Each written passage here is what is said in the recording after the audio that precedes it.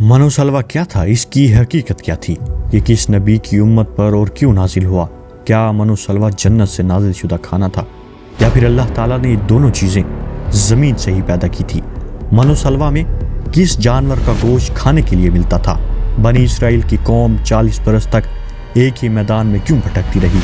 अल्लाह ताला ने बनी इसराइल की कौम पर किन किन इनामात की बारिश बरसाई, इसके बावजूद वो क्यों इतने भटक गए और अल्लाह ताला की नाफरमानियों में क्यों पड़ गए? आइए जानते हैं। नाजरीन, बनी इसराइल एक ऐसी कौम गुजरी है जिस पर अल्लाह ताला ने बेशुमार अंबिया कराम अलैहिस्सलाम भेजे, मगर ये कौम राह रास्त पर नहीं आई और अल्लाह की नाफरमानियों में मशगूल रही।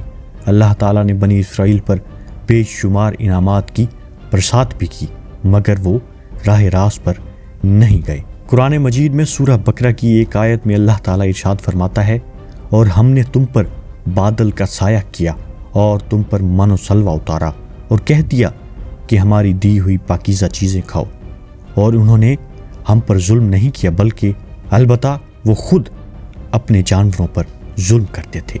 जब फिरौन दरियाए नील में गर्क हो गया तो अल्लाह ताला ने बनी इसराइल को हुक्म फरमाया कि कौम अमालका से जंग करके मुल्क शाम को आज़ाद कराओ, चूँकि ये कौम निहायत जालिम और जंग की माहिर थी।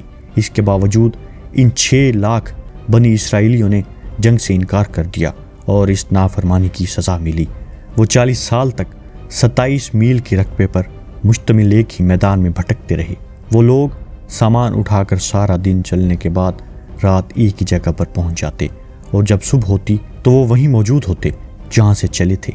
इस जगह को मैदान तिया यानी भटकने फिरने की जगह कहा जाता है। अल्लाह के पैगंबर हज़रत मूसा अलैहिस्सलाम भी इसी मैदान में तशरीफ़ फरमा थे। मैदान तैया में होने वाली अताएँ हज़रत मूसा अलैहिस्सलाम की दुआ से बनी इसराइल पर अल्लाह ताला ने इस मैदान में बेशुमार इनामात और अताएँ नाजिल फरमाई। बनी इसराइल के खाने के लिए हफ्ते के दिन के अलावा रोज़ाना आसमान से 2 खाने उतरे, जिन्हें मन व सलवा कहा गया। सलवा के बारे में मुफस्सिरीन के मुख्तलिफ अकवाल हैं। मन के बारे में सही कौल ये है कि ये तरन जबीन की तरह एक मीठी चीज़ थी जो रोज़ाना सुबह सादर तुलूए आफ्ताब तक हर शख्स के लिए इसका हिस्सा यानी तकरीबन 4 किलो बकदर उतरती और लोग इसको चादरों में लेकर दिन भर खाते।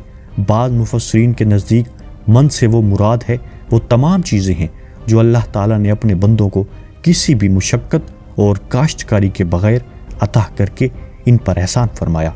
सलवा के बारे में सही कौल ये है कि ये एक छोटा सा परिंदा, और इसके बारे में एक कौल ये भी है कि ये परिंदा भुना हुआ बनी इसराइल के पास आता था, और एक कौल ये भी है कि जनूबी हवा इस परिंदे को लाती और बनी इसराइल इसका शिकार करके खाते।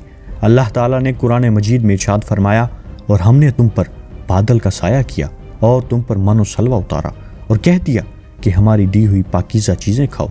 और उन्होंने हम पर जुल्म नहीं किया, अलबत्ता वो खुद अपने जानवरों पर जुल्म करते थे। कोहे तूर का एक सफ़ेद पत्थर इनके पास था। जब पानी की हाजत होती तो अल्लाह के पैगंबर हज़रत मूसा अलैहिस्सलाम अपना आसा इस पत्थर पर मारते और बनी इसराइल के 12 कबीलों के लिए इस पत्थर में से बाहर चश्मे फूट जाते। ये वही आसा था जिसे हज़रत मूसा अलैहिस्सलाम ने नमरूद के जादूगरों के सामने फेंका था, और अल्लाह ताला ने इस आसा को एक अज़दहा बना दिया था। इस आसा की बरकत से इस पत्थर से बनी इसराइल के 12 कबीलों के लिए 12 चश्मे अल्लाह ताला जारी फरमा देता। धूप से बचने के लिए एक बड़ा सफ़ेद बादल सारा दिन बनी इसराइल के लोगों पर साया करता। रात में मैदान बीच में एक नूरानी सतून उतारा जिसकी रोशनी में वो लोग काम काज करते। अल्लाह ताला ने इन लोगों पर इतनी इनायतें की कि इनके बाल और नाखून तक नहीं बढ़ते थे, कपड़े फटते ना ही मैले होते। पैदाइशी बच्चों के जिस्म पर कुदरती लिबास होता जो जिस्म के साथ साथ बड़ा होता जाता। मन एक मीठी चीज़ थी जो फजर के वक्त से सूरज निकलते तक हर शख्स के लिए 4 किलो उतरती थी। जब बनी इसराइल ये मीठी चीज़ खा खा कर उकता गए तो उन्होंने आप अलैहिस्सलाम की बारगाह में शिकायत की, जिसके बाद उनके लिए सलवा उतारा गया जो एक भुना हुआ छोटा परिंदा था। बाद मुफस्सिरीन ने इस परिंदे के हवाले से लिखा है कि ये तीतर था और बाज़ ने लिखा था कि ये बटेर था। मनो सलवा के हवाले से रिवायात में आता है कि یہ ایک ایسا کھانا تھا جو انتہائی آسانی سے ہضم ہو جاتا تھا، رنگ، خوشبو اور ذائقے میں بے مثال تھا، ہر طبیعت و مزاج کو موافق آ جاتا تھا۔ پھر اللہ تعالیٰ نے بنی اسرائیل کو نافرمانی کی سزا دی، چونکہ حضرت موسیٰ علیہ السلام کا حکم تھا کھانا کھاؤ، روز کا روز کھا لیا کرو، سوائے اس کے جمعہ کے کہ کل کے لیے بچا کر رکھا جائے۔ ہفتہ کو من و سلوہ نازل نہیں ہوتا تھا، مگر بعض ضعیف الالتقاب لوگوں کو یہ ڈر لگنے لگا کہ اگر کسی دن من و سلوہ نہ اترا تو لوگ اس میدان میں بھوکے مر جائیں گے، چنانچہ ان لوگوں نے کچھ چھپا کر کل کے لیے رکھنا شروع کر دیا۔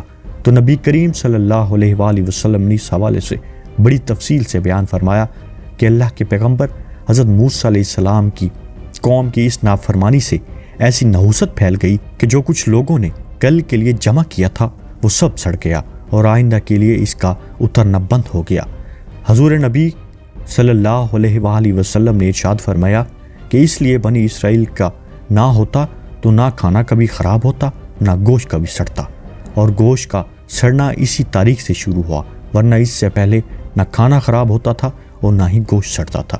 ان تمام عطاؤں اور انعامات کا ذکر اللہ تعالیٰ نے قرآن مجید میں بڑی تفصیل کے ساتھ بیان فرمایا، اور فرمایا جب تم نے موسیٰ سے کہا کہ اے موسیٰ، ہم سے ایک ہی قسم کے کھانے پر ہرگز صبر نہ ہو سکے گا، اس لیے ہم اپنے رب سے دعا کی کہ وہ ہمیں زمین کی پیداوار، ساگ، تکڑی، گیہوں، مسوڑ اور پیاز دے۔